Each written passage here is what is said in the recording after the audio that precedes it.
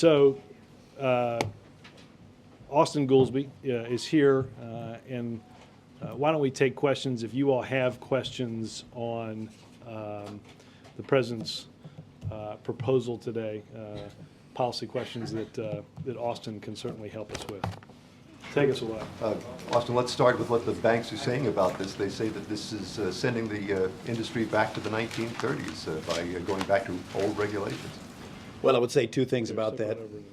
Clearly, first, it's not returning to Glass-Steagall. This is about reining in them doing investments with the backing, support, or other types of guarantees given by the American taxpayer.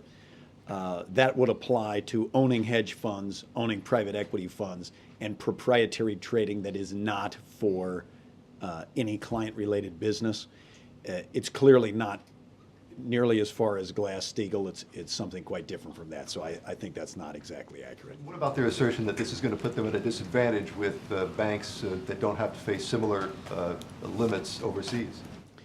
Well, there is a question in all of our regulatory apparatus. We want to do this in coordination with our allies. You've seen England moving in some of these similar directions, and it's a very small number of firms that this would apply to, and these rules would be applied to foreign subsidiaries in the U.S. Mark, let me just add this. This is a proposal to stabilize the financial system, to put that system, to remove some of the excessive risk-taking and put it on a firmer foundation for shareholders in all Americans. We think that what this will do long-term obviously has many benefits. Robert, what are the realistic chances of this actually becoming law? There are some people who believe that this is really more about adding to the president's new strategy, populism, beating up on Wall Street, and it's really for sound and fury more than actually any chance of getting it passed. Well, Chip, financial regulatory reform is making its way through Congress. The president believes that proposal, that the proposal to lay down new rules of the road will be an important aspect of our agenda this next year. We can't continue to operate in an atmosphere that doesn't set new rules and regulations forward for how our financial system operates, so that we get into the same type of situation that we found ourselves in September of 2008. Again, I think this is as Austin has said, as the president has said, as Paul Volcker has said, it's a common sense proposal to ensure the stability of the financial system. Is there realistic hope of bipartisan support on this? I certainly would hope so. The economic team will talk to members of Congress, particularly on the committees in which the Senate has to deal with this legislation. I know there's concern about these topics from concern for what the president's proposal addresses from both parties. And on that part of the proposal, I would also highlight the support of Paul Volcker. You've seen Republican former Secretary of the Treasury, Nicholas Brady, calling for a very similar thing, John Reed, the former CEO of Citibank. These are not, this has not been a partisan issue. You know, it's more of a good policy in the view of the president. Karen. Austin, when the administration released its broad proposals for regulatory reform last June, this wasn't part of the proposals, and I'm just wondering what happened between then and now to cause you to bring this up. And I know that there were criticisms at the time that you weren't addressing too big to fail. Well, I would say two things about that. The issues of excessive risk-taking by financial institutions, too big to fail, and the broader regulatory effort is totally central to the white paper that we released in June. It's central to the House bill, which specifically authorizes regulators to be able to do exactly this type of regulation on scope, on scale, and the size of institutions. Over the course of the last year, certainly Paul Volcker, members of the President's Economic Recovery Advisory Board, have been in frequent and constant contact with the economic team. And the President, in the fall, thought about these issues quite a lot, worked with Representative Kanjorski when drafting the bill.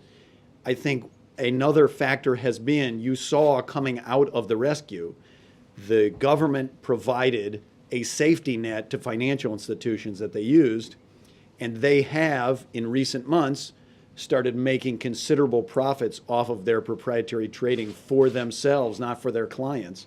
And that is certainly a factor in convincing a lot of people that we've got to make sure that issues like that are not going to be pervasive going forward. Austin, just to follow up, why didn't the president take this action 6 to 8 months ago when there was definitely populist anger about the kinds of bonuses that those in Wall Street were getting, and some of the president's greatest allies were saying, do something now. Now it just looked like it's political expediency. Well, I would say, and I'll defer to Robert, I'm here only to talk about the policy matter of this.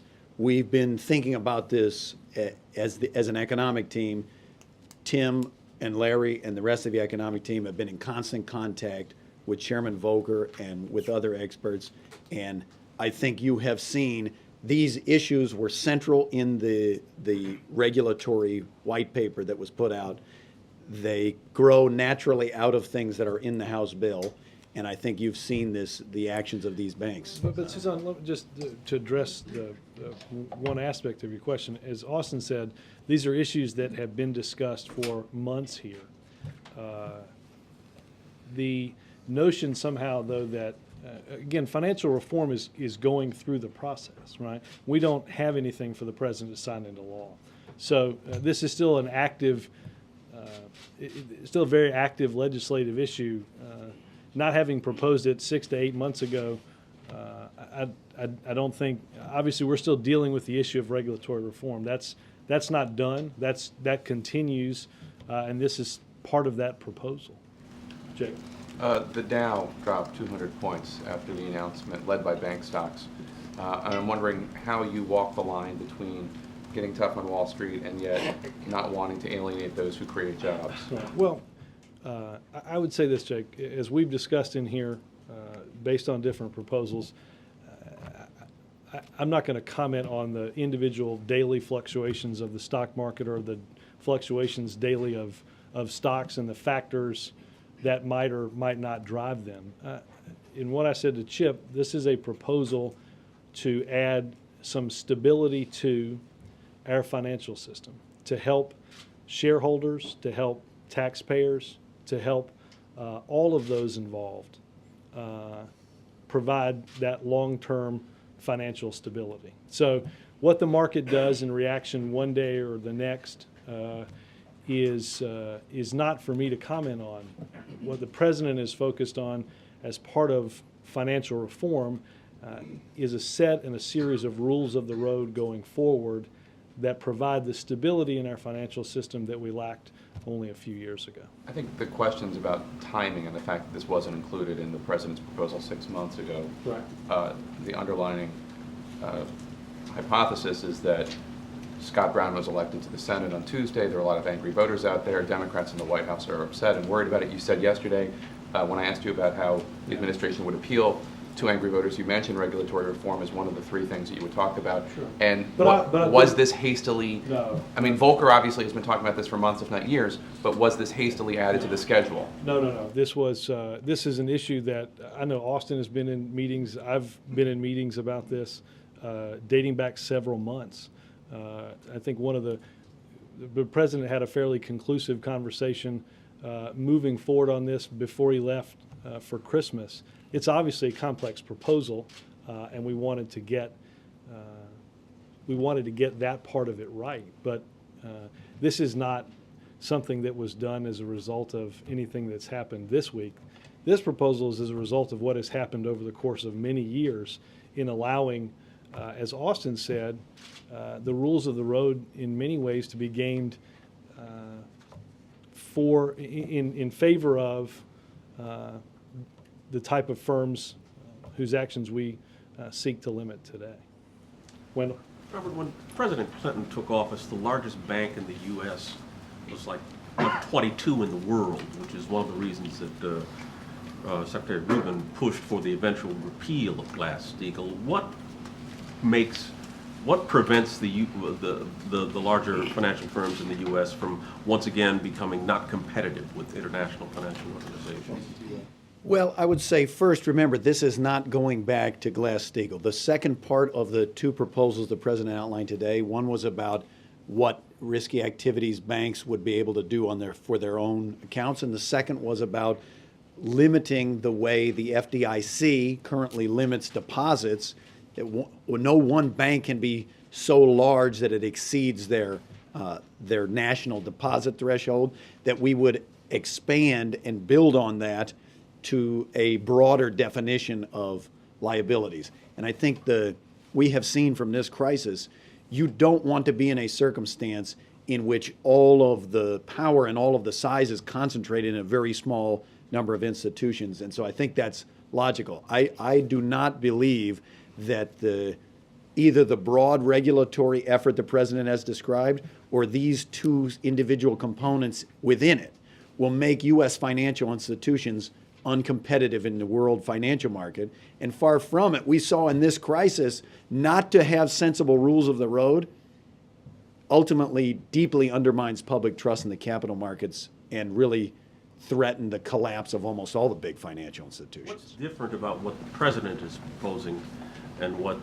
Senators McCain and Cantwell are proposing? Well, the McCain-Cantwell bill, as I understand it, is literally going back to Glass-Steagall. What the president's and Glass-Steagall forbid underwriting securities or investing in securities by any commercial bank. This is not that. This says a bank cannot own a hedge fund, cannot own a private equity fund, or do trading for its own account that is not related to its client business. That we want to get back to the fundamental nature of the bank, which is serving its clients rather than investing for its own profit. It's actually quite substantially different, and it grows out of what's in the House bill, as I say, and what's in the regulatory white paper on page 32, where central to it is the notion of limiting risky activities and trying to protect the system. Roger. Austin, kind of a technical question. Is proprietary trading with customer benefits, is that still allowed under this proposal? Yes, that if it is client-based, that they would be able to do trading or a whole bunch of other functions as a bank as long as it was for a client. Okay, and a follow-up. The president mentioned the Volcker rule. Didn't say the Goldsby rule or the Summers rule or anybody else's The rule. Goolsbee rule was a close second to the Volcker rule. But Mr. Volcker has been an advocate of this for a long, long time. Why did you just seemingly decide to listen now?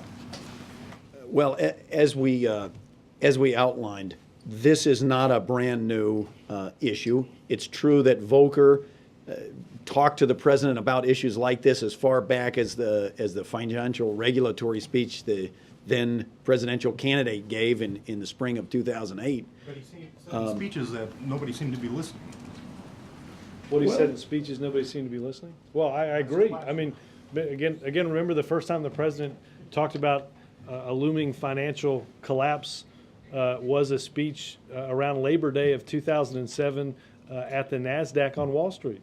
I remember that. I remember a lot of people being worried about a lot of other issues at the time and people not paying attention to the then presidential candidate illuminating our looming housing crisis and some certainly problems that he expanded on at Cooper Union in March, and regrettably, not all of which obviously, but some of which we saw come to fruition in September of 2008. But back to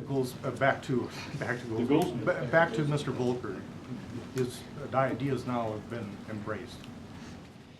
Yeah, you saw Chairman Volcker there at the meeting as well as Bill Donaldson, the former head of the SEC. I would say, as I tried to outline, the ideas of reducing risky activities, protecting the system as part of a broader regulatory reform where we're going to end too big to fail, which is quite central to the white paper, was specifically allowed and authorized in the House bill that they could consider these things. And then when you add on top of that we have seen in microcosm as they come out of this rescue, the American taxpayer provided safety net support, and you've seen some of these financial institutions using the cheap money they can get because of that safety net to do proprietary trading for their own profits, not for any client.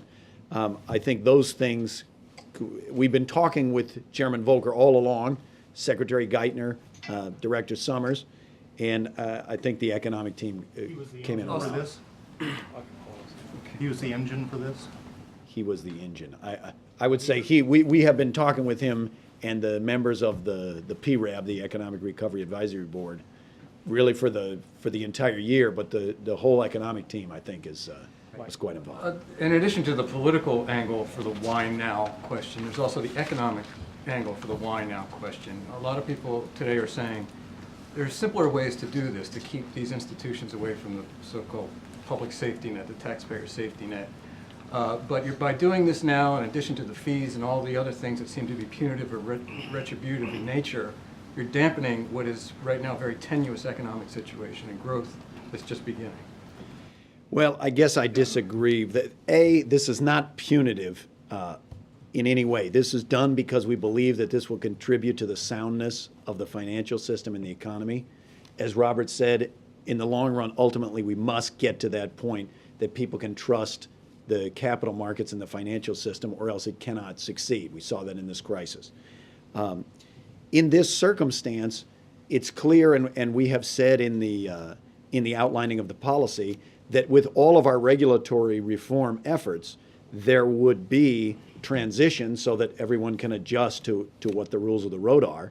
But I think the fundamental argument, which is perfectly sound and perfectly in keeping with both the white paper and the House bill, that we want to try to get banks back to the core function of relating to clients and not taking excess risky activities in the financial system, I don't see how you can wait on that. I think that's really quite fundamental. And Mike, whether it's this proposal, whether it's the proposal to pay taxpayers back for money lent to financial institutions to stabilize the financial system, both of these are things that the president has thought about for quite a long time, spoken about before.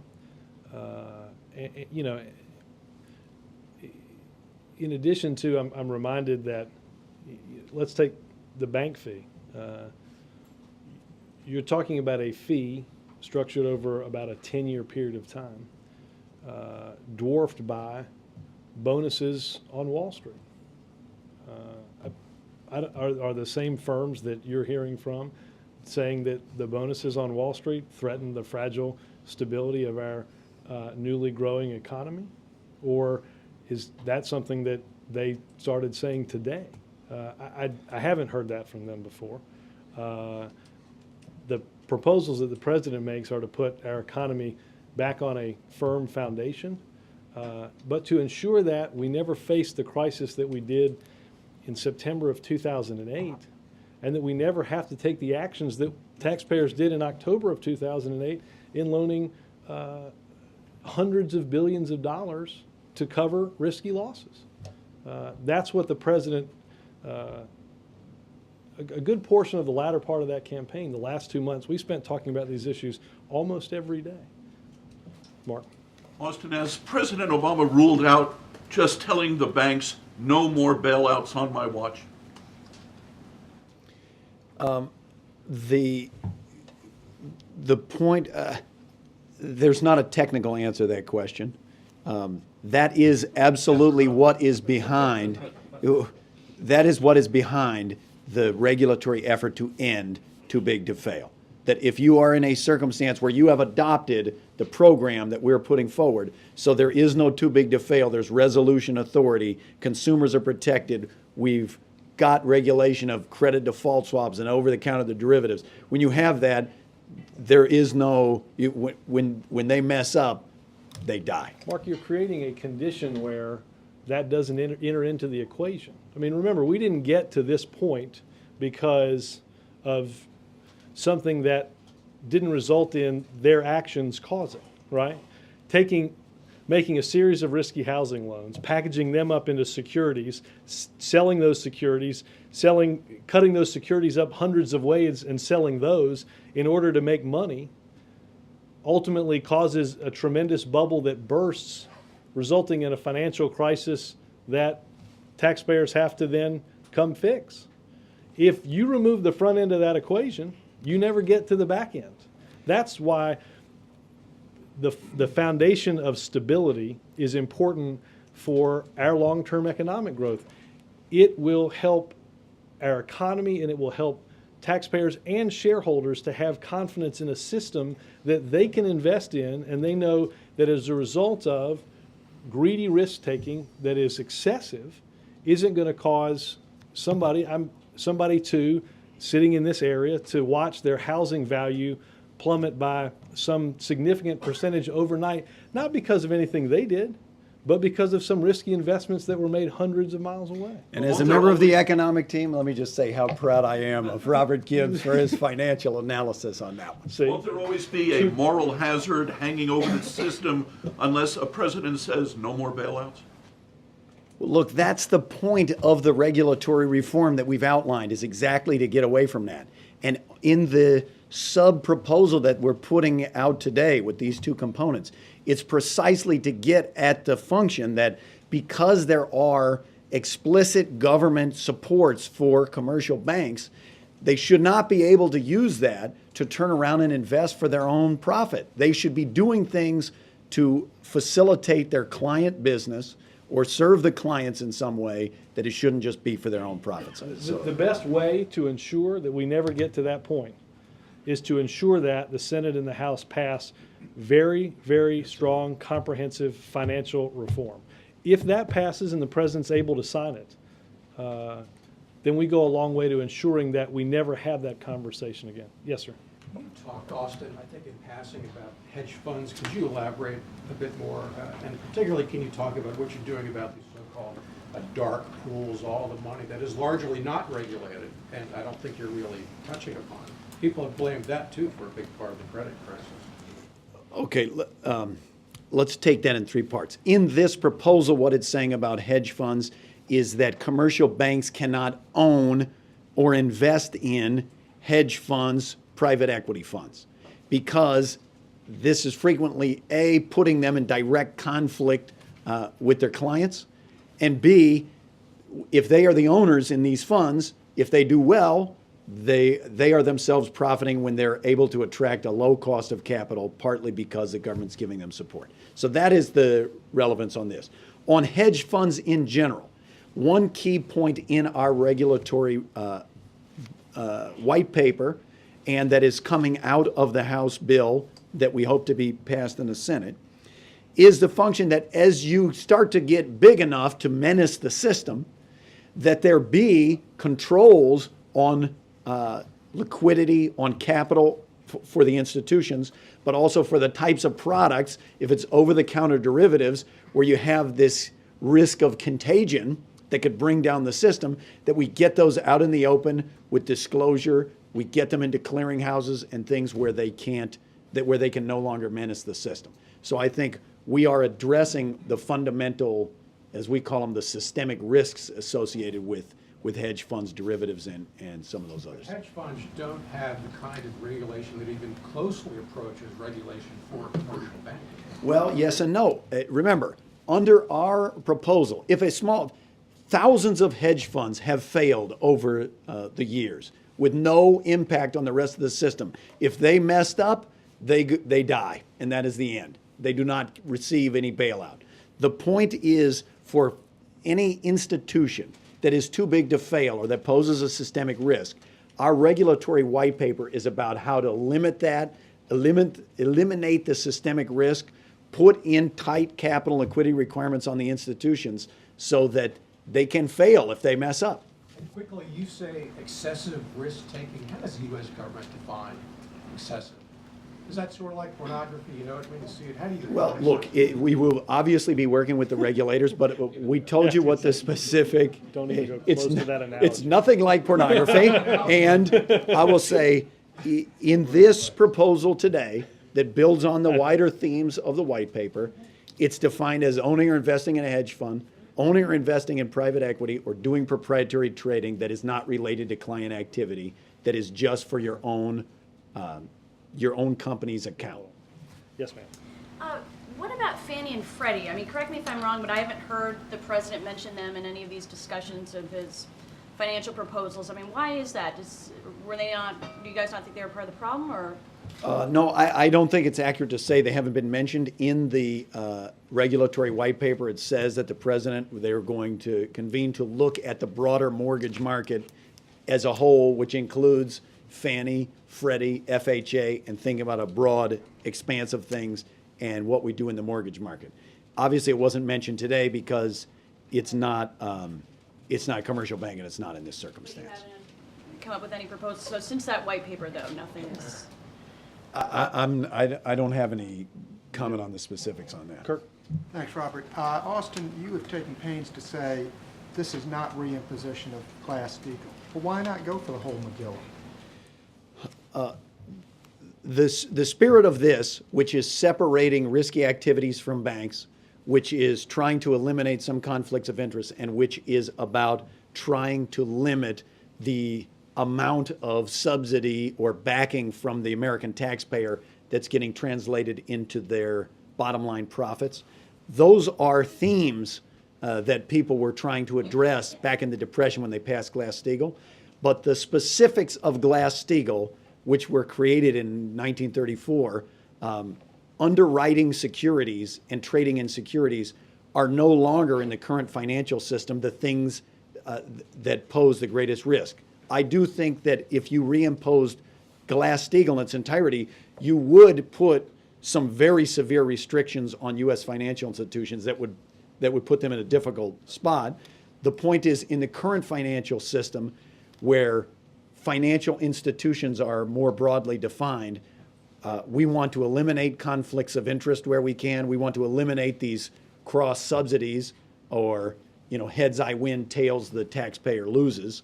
But we're not going back to the 1934 rule because, on a technical level, I think that's not really central on that. Yes, sir. The president has called on banks to be cooperative, supporting financial regulatory reform. He's called on the banks to increase lending to a small business. At the same time, over the past few weeks, the president's increased his rhetoric against banks, calling them greedy, imposing what some banks may feel as unfair burdens upon them, punishing them, essentially. How do you get them to cooperate and support these proposals when some of the things that the president has proposed over the past few weeks, they may not view that favorably?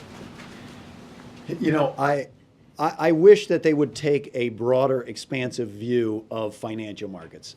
And indeed, I wished back in September of 2007, as Robert talked about the speech that the president gave at the NASDAQ, the president said, it doesn't make you anti-capital markets to be for more robust oversight of financial markets, because we fundamentally need public trust in our financial institutions for them to succeed. If we don't have it, the capital markets will fail.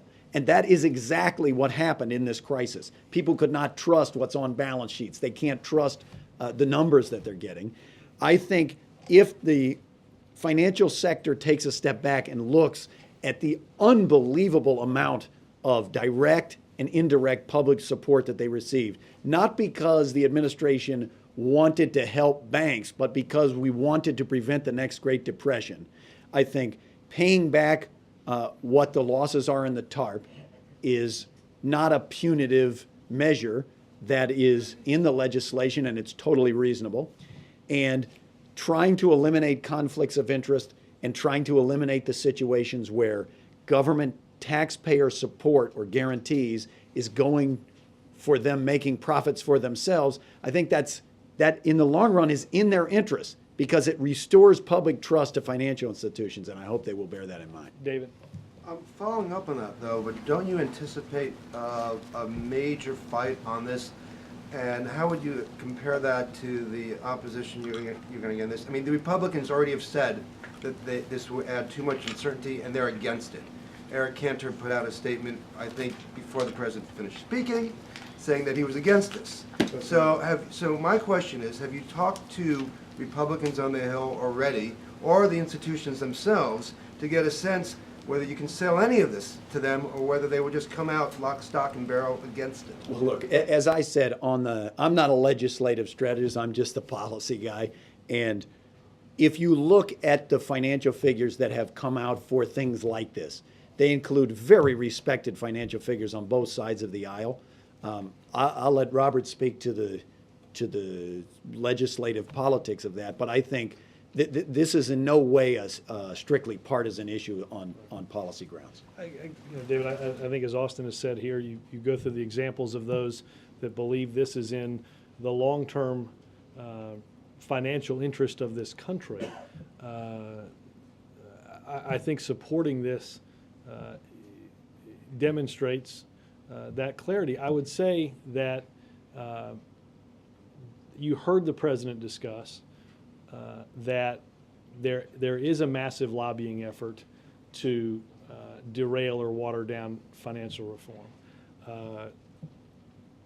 I think it is very clear that many of the circumstances that existed 2 years ago are still possibilities in our financial system. We have to do all that we can, and the president will ensure that we do all that we can to change those rules of the road going forward. I don't doubt that there will be some that oppose this. There will be some in the financial community will. There'll be some on Capitol Hill that will. But putting a measure of stability back into our financial system, building on what Mark said, if we want to go back to the type of bailouts that Congress approved in October of 2008, then let's keep the rules of the road the same. But if we want to take that step forward and ensure that the taxpayers and the shareholders and our economy is protected from that excessive risk taking, then let's get a new roadmap for those rules. But quickly, are you anticipating and preparing for a major political battle on this as well? David, I don't doubt that this happened before we broke for Christmas, that when some of these activities were being voted on, that scores of lobbyists were called to Capitol Hill to generate activity in opposition to financial reform. I have not sensed a retrenchment by those lobbyists on this issue, and I think the special interests, in order to protect the good that they have, will do all they can to derail what's good for the American economy. Cheryl. Following on that, the president does have personal relationships with some of these top bankers. He's met with them. Did he call them and speak to them to give them a heads up that this was coming? Not that I'm aware of. Did you calculate that it would be better just to kind of pick a fight? No, we calculated it was better to ensure that we had different rules of the road. It was that we turn a corner away from the type of excessive risk-taking that got us into having to ask the taxpayers to loan banks hundreds of billions of dollars. But just pursuant to this question, wouldn't it have been better to try to get some kind of buy-in from the institutions themselves? Or did you just figure that was not going to happen? Well, look, I'll let them decide where they come down on this proposal. I'll let them decide where they come down on whether taxpayers should be paid back for what they lend. That's for them to decide. And the president has talked to them in the several meetings that he has about getting on board on financial reform. They're going to have to decide. Lobbyists are going to have to decide. Congress is going to have to decide. But the president has been firm that we have to change the rules of the road going forward. And then just one final. Yeah. So has the president concluded as a result of those meetings that the banks are not on board in much the same way that you concluded earlier this year that on health care Republicans were not on board? Has he sort of reached a decision after those meetings? Well, I think we concluded that Republicans weren't on board based on the statements that Republicans made saying they weren't on board. So has he concluded that the banks are not on board? I have not seen whether or not, like some had in saying they weren't on board the president's health care plan, I have not seen what banks have said about this proposal. I'm not sure the analogy is as clear as you drew. On one policy matter, there are some 8,000 banks in the United States, and the vast majority of those banks do not engage in proprietary trading that's not client related, so they wouldn't have a dog in that. Yes, sir. Austin, hi. Glad to see you. I spoke with your buddy James Galbraith last month, and he sends his greetings, the economist, and of course we talked about the economy. And he says it's going to be about 250,000 to 300,000 jobs for the next 60 months, 5 years, before the economy gets back to full employment. And I'm just curious what your response is to that in relation also to what Larry Summers said about the recession ending. Well, look, Jamie Galbraith is a friend, and I've known him for a long time. I've tried to stay out of the prediction business. I know that the president's been putting tremendous focus on job creation. Robert knows that every day we're thinking about those issues. He does not believe that a 10% unemployment rate is acceptable. We're pressing. He called for a jobs package, and we're going to keep pressing as hard as we can on those jobs issues. I'm not good at math. That's why I'm here. But I don't think 250,000 jobs for 60 months. I think that's greatly in excess of the number of jobs that have been lost over the course of the recession, and that may actually include even a greater number than those that are that are traditionally underemployed. We'll take one more there. He did get that calculation correct. You're correct. It says, say, 15 million. Well, he was working on it for 10 minutes. Oh. That was completely unnecessary, wasn't it? I'm going to get that guy. Okay. Yes, sir. One last question, then we'll let Austin go. While I, move my abacus. What's the presidential message to the small businesses today? They are still in trouble as far as hiring is concerned, especially in connection with the health care bill, and they are still expecting that president will be rescuing them because they are the small businesses are the more job creators. Well, and you've heard the president discuss this repeatedly. The economic team is continuing to work on ways to improve primarily the flow of capital and lending to small businesses. I think you'll hear the president talk about that in the State of the Union address. Well, as you said, we know that hiring is going to take place in a lot of different firms when it comes back, but the primary job creator is small business.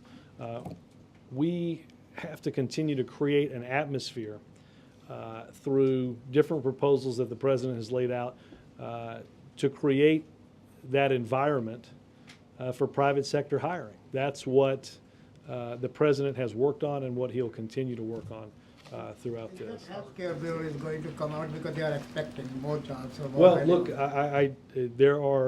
there's no doubt that, and the president has heard from many of them, small businesses that are being crushed by healthcare costs that increase each and every day. We'll do one more, Roger, and then I'll let Austin get back to doing my math problem. Thank you. To follow up on some of Cheryl's questions, the president may not have given a heads up, but didn't Secretary Geithner meet with some of the bankers last night? I don't know the answer to that, but we can have somebody find out. I would just say the policy team, we talked to and have talked to over the last year, everyone, heads of banks, heads of consumer organizations, consumers, lenders, small businesses, everybody. Last night to give them a heads up. I don't know, I wasn't involved in that. We can check. Economic team decide on this, and when did the president sign off on it?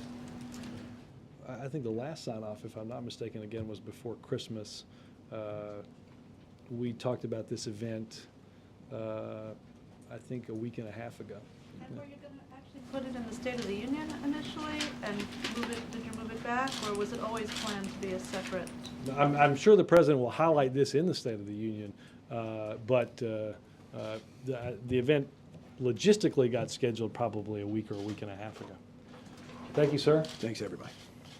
Robert, should we come back to healthcare then and talk about that and Nancy Pelosi's? That's what you'd like to talk about next, Mark? I think Let's that's go a there. fair assumption. Nancy Pelosi's now saying that she does not have the votes to take the Senate bill and run it through the House. Are you looking now at a long, drawn-out period of negotiating a scaled-down package? Well, look, Mark, the president obviously knew from the beginning of this that finding a solution to a very complex problem would be a challenging one. This, as I said, it is a very complex issue.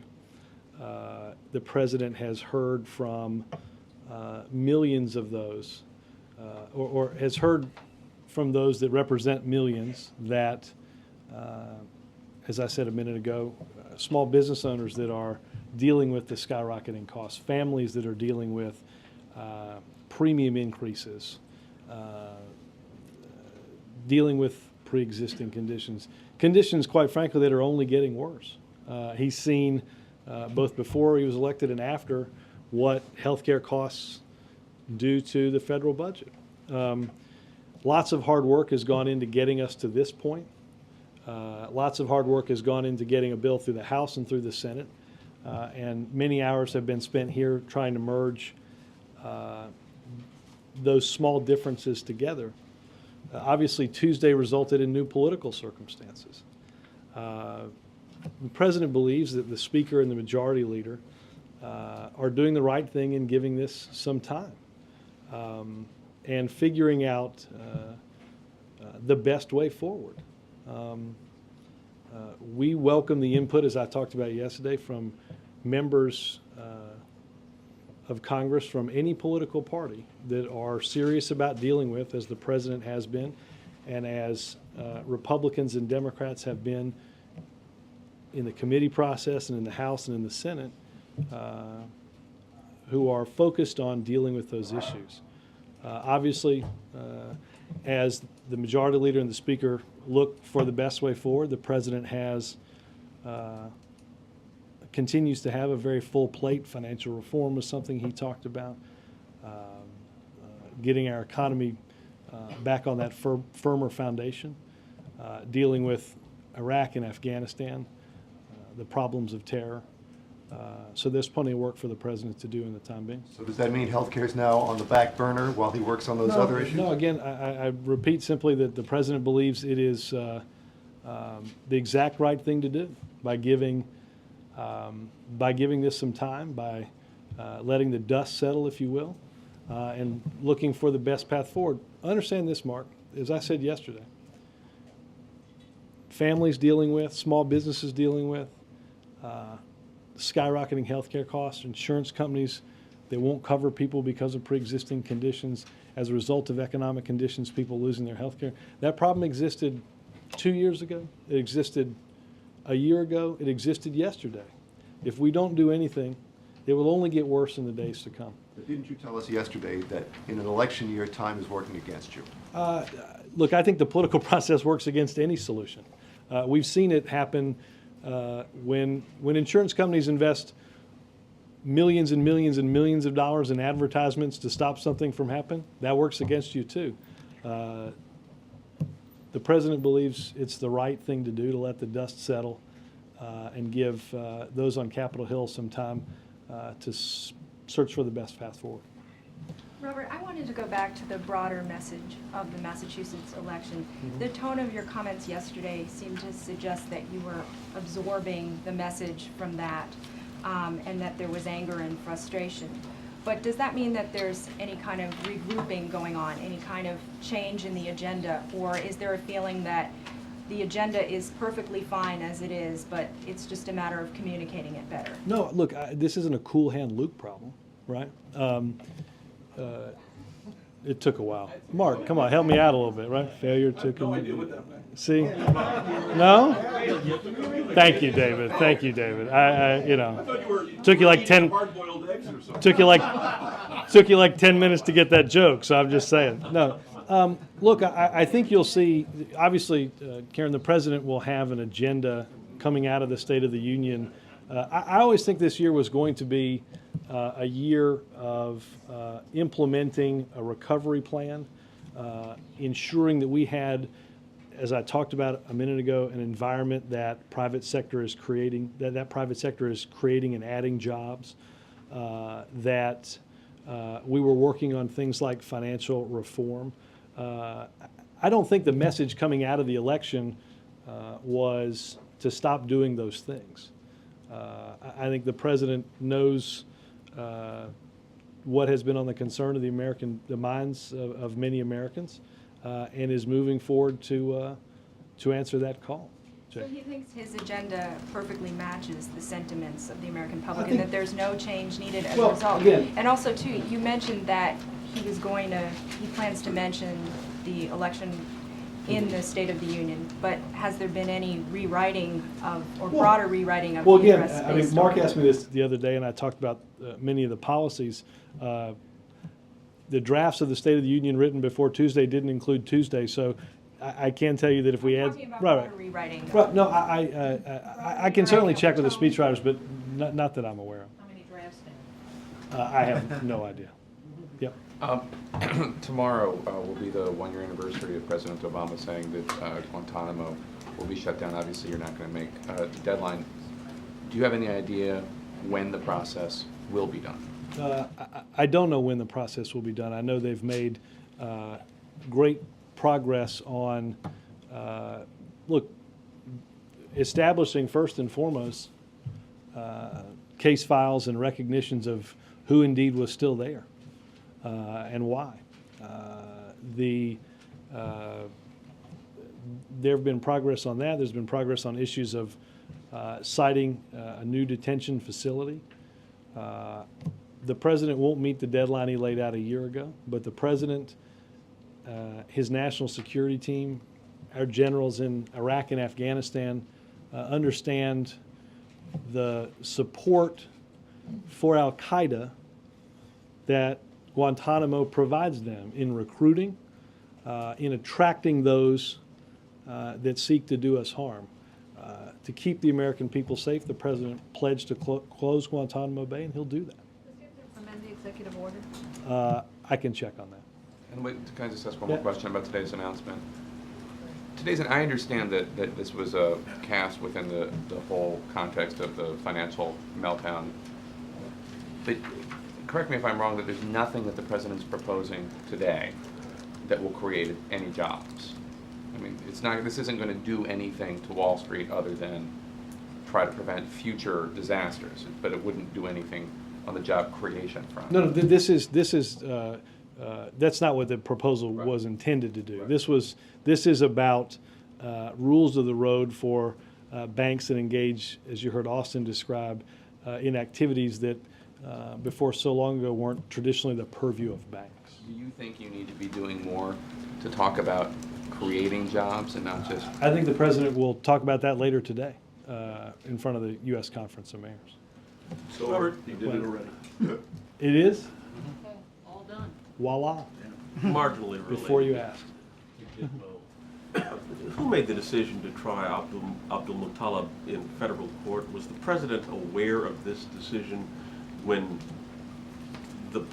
he began being processed in the legal system? Well, again, understand that the decision to try him was handed down in an indictment that I think took place many days afterwards. So, yes, all the team was involved in that. So the decision was made over a period of days. I mean, there was a time between which he was taken into custody on Christmas Day, and a time in which the decision was made that... Well, understand this. There was a period of time in which he was taken into custody, a period of time in which experienced FBI agents interrogated him, received valuable intelligence from him.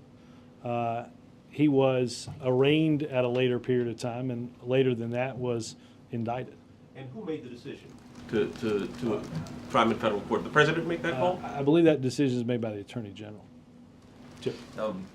From the president's tone yesterday and yours yesterday and today, I just don't get the sense, a lot of people I talk to don't get the sense that you all see this election and losing the vote, the 60 votes, as the crushing blow. Is somebody's phone... Sorry. As the crushing blow that a lot of people see it. But this is a hugely decisive moment when the president's primary domestic priority went down. And he'll, he may get something. He may get something, but isn't comprehensive healthcare reform, truly comprehensive healthcare reform, dead? No. Maybe that's why we don't see it as that. How is it not dead? So you don't see it as a crushing blow? Well, I don't.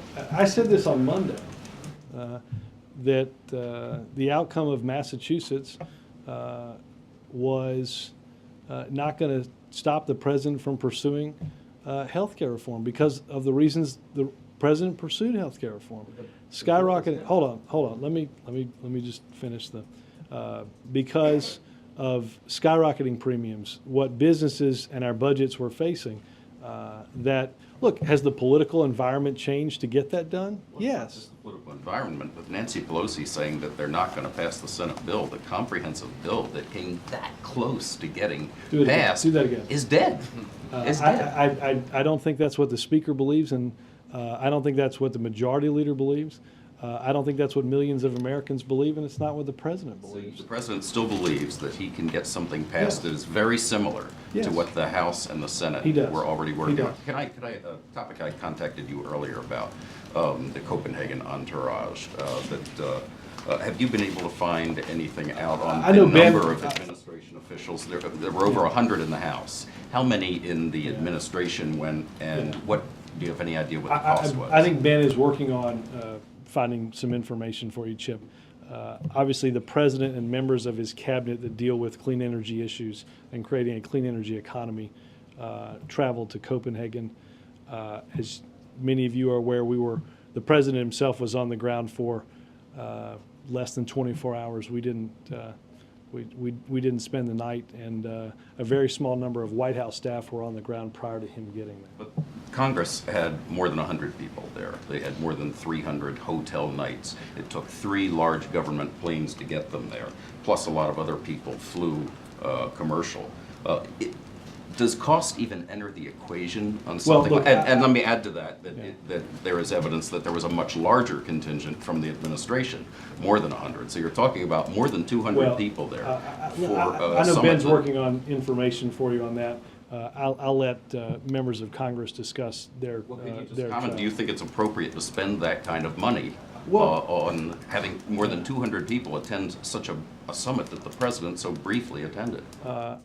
I think the president and members of Congress and the administration and the American people believe creating a clean energy economy is an important task of this administration, of creating a foundation to create millions of jobs and put people back to work, and find an agreement that's possible that enables developing and developed nations to take the steps necessary to create a framework for developed and developing nations on greenhouse gases. And does the cost of sending people to something like this not even enter the equation? No, people that were there representing the administration were there to do a job. Can you provide that information to all of us? I'd ask you to contact Ben LeBeau. So you don't think the president would be upset to find out that more than 200 people went at enormous cost to the taxpayer? Chip, again, the administration representatives went to do their job. Mike? Back on health care, you said that it's good that the Speaker and Majority Leader are taking time to let the dust settle. How much time are you willing to give them? Well, again, I think they've got to figure out a path forward legislatively. Is it incumbent on them to figure that out? Well, we've had several hours of meetings here in the West. No, look, I think we've had meetings here to come to an even better bill that merges the House and the Senate product.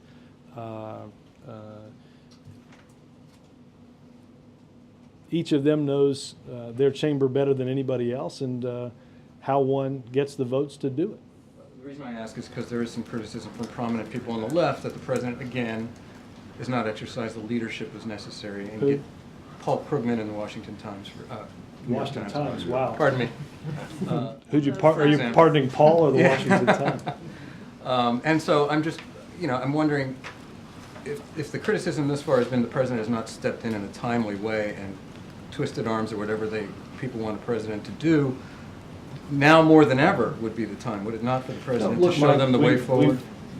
The way forward will be determined by the president, by members of Congress, by Democrats and Republicans that are interested in getting this done. I think lots of those conversations are ongoing about how to best to proceed, including involving the president. The president said that it's time to coalesce around the core elements of the package.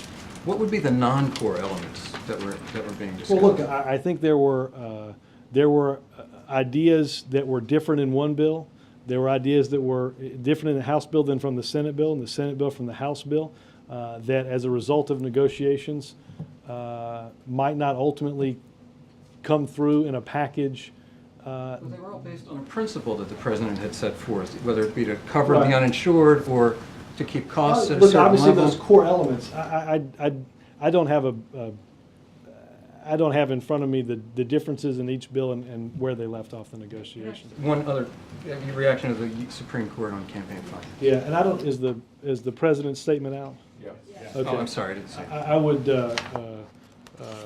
point you to, I know, you went out late, but I would point you towards that. And I know there's still, it's a lengthy opinion that there's still clogging. He says in that he will work with Congress on some kind of legislative fix. What does the president have in mind? Something that doesn't allow this unfettered access by special interests to unduly influence the electoral process.